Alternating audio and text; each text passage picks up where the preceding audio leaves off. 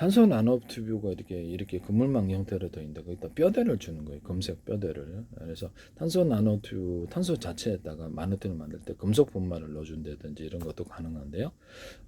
제가 이렇게 카본 소재에도 금속 분말을 넣는다고. 카본이 이제 탄소섬이거든요. 그래서 금속 분말을 넣거나 뼈대를 넣어주는 기술에 대해서 금속 뼈대를 넣어주거나 합성섬 나일론 뼈대나 기타 다른 플라스틱 뼈대도 들어갈 수도 있고 플라스틱 분말도 들어갈 수 있어요. 또는 여러 가지를 섞어서 할 수도 있고 방탄소재를 만들기 위해서 이게 텅스텐 분말을 넣어줄 수도 있는데 하시면 제 기술이 되겠습니다. 모든 섬유에다가 제가 합성섬유 실이래 모든 섬유 종류에 상관없이 금속 분말을 넣을 수 있다고 말씀을 드렸는데요.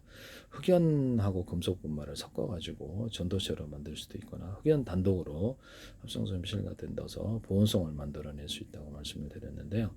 그것이 이제 옷이나 이런 이불 같은 데 넣거나 이렇게 스티로폼 같은 데 흑연 분말을 넣어가지고 보온을 이루는 구조나 단열 벽지나 단열재, 장판, 벽지 같은 데 넣어가지고 단열을 이루는 구조를 말씀을 드렸는데요. 비닐에도 넣거나 필름에도 넣어가지고 전문에 부착용하거나 농사용이나 이렇게 자동차용 색깔을 넣고 이쁘게 하면 되잖아요. 여기서 특이한 넣고 여기다가 이렇게 투명하게 이렇게 좀 이쁘게 색깔을 넣어가지고 구리지만 않으면 제품이 구리지만 않으면 괜찮지 않는가. 흑연 좀 약간 검은색인데 그걸 가릴 수도 있고 그렇게 해가지고도 보온주 벽에 부착하거나 비닐하고 참 이렇게 옷으로도 만들 수 있잖아요. 비닐옷도 가능하고 천에다가 그것을 천하고 결합해서도 얇은 이불 형태로 이렇게 보온 형태로 만들어 항공 담요를 만든다든지 이것도 가능하다. 쓰시면 제기술이 되겠습니다.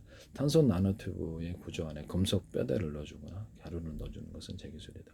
합성섬유 나일론, 합성섬유 섬유실 안에 텅스텐 가루나 금속 분말, 기타 다른 것, 그래서 금속을 이렇게 꽈줘서 넣어준다.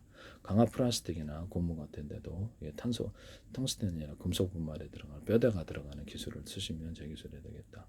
남의 기술을 무단으로 사용하지 말자. 이거를 하시면 제기술이 되겠습니다.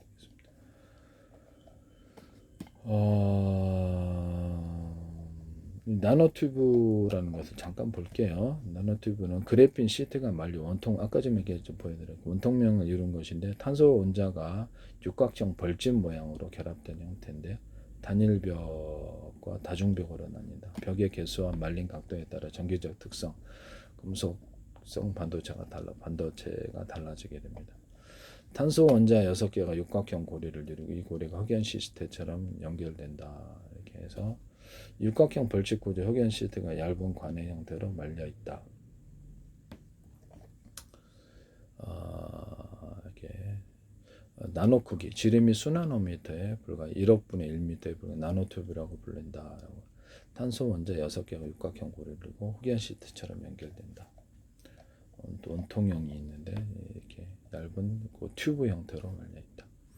단열벽 탄소 나노튜브 얇은 흑연 시트 한 개로 이루어진 원통. 다중벽 단소 나노튜브 여러 개의 흑연 시트가 겹겹이 쌓여있는 형태. 이중벽 다중벽. 강철보다 수십 배 강하고 탄성이 뛰어난 벽 가볍다. 구리보다 1000배 높을 정도로 전기도도 우수하다. 네, 제가 말씀을 드렸죠. 네, 구리보다 우수하다.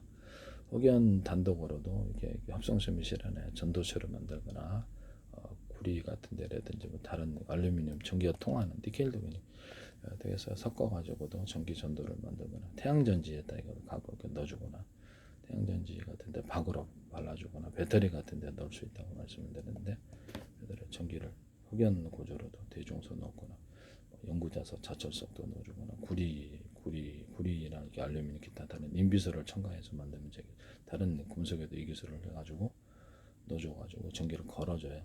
가루나 입자는 대중소 들어가 이온 형태로 들어.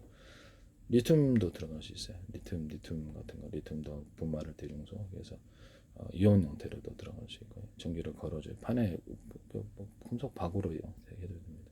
판의 형태로 딱 걸어주면 전기를 걸어주면 전기가 흘리고 전자가 들뜨게 되고 다시 이쪽으로 교류 전기를 끌어주는 이런 기술이나 외부 혈류를 통해서도 이렇게 전기를 뺄 수 있습니다. 그냥 태양 에너지만으로도 가능하고요. 그래서 태양전지에다 이렇게 금속박을 입혀주거나 이런 것도 입혀줄 수 있어요. 연고자석 차철성도 주거나 흑연 같은 것도 주거나 금속 바가지 필 때 구리 인비소를 첨가하거나 이 기술이 가능한데요. 배터리 그걸로 이제 돌돌돌 말아서 저런 구조로 해서 배터리로도 할 수 있어요. 기존에 배터리 슬러리로 들어갈 때 가루를 대중소로 들어가게 하시면 제 기술인데 연구자석 자철석에 들어가거나 흑연에 들어가거나 하시면 제 기술이 되겠습니다. 배터리 슬러리로 들어갈 때도 금속에다가 인비소를 첨가해서 하면 훨씬 더 우수하다. 형광체 같은 데도 이 기술이 가능하고 형광물질 LED 반도체 발광 소자, 레이저 발광 소자에도 이 기술이 가능하다. 그래서 하시면 제 기술이 되겠습니다. 뭐 흑연 이렇게 또 뭐 트랜지스터도 가능하고요. 남의 기술을 무단으로 사용하지 마세요. 그래서 흑연을 하나 음극지 하나만으로도 배터리 만드실 때 여러 개 수십 개 수백 겹으로 들어가고 호물 전파적 입자나 가루에서 대중소 여기다가 리튬 분말을 넣어주는 리튬 이렇게 이온은 형태로 넣어준다든지 해서 전기를 충전하고 다시 뺄 수 있다는 것을 말씀을 드립니다. 뭐 전기를 걸어줬다가 다시 교류전 게 거꾸로 방향해서 했다. 그것이 이제 수용체처럼 작용을 하는 거죠. 수용액처럼 전기가 흘러서 전자를 들뜨게 하고 평상시에는 열이 발생을 하지 않죠. 전기를 안 넣으면.